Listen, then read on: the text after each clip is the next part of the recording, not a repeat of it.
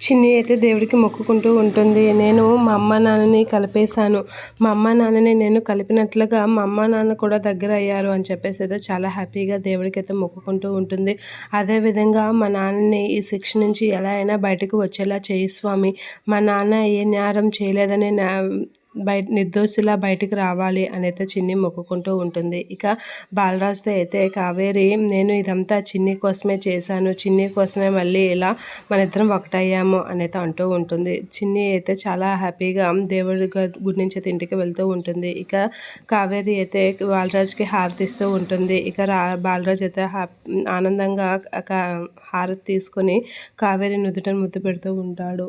ఇక దేవ అయితే ఎలా అయినా బాలరాజు బెయిల్ క్యాన్సిల్ అవ్వాలి అనేది అంటూ ఉంటాడు. అలా అంటూ బాలరాజు చిన్ని వాళ్ళ మీద అయితే నిఘా పెడుతూ ఉంటాడు. దేవ వాళ్ళని అలా అస్సలు వదిలిపెట్టకూడదు బావా అని అనేసరికి వాళ్ళ ఫ్యామిలీ మొత్తానికి స్పాట్ పెట్టాలి అనేది అంటూ ఉంటాడు దేవ. ఇక బాలరాజు చిన్ని వాళ్ళైతే చాలా హ్యాపీగా అయితే ఉంటారు.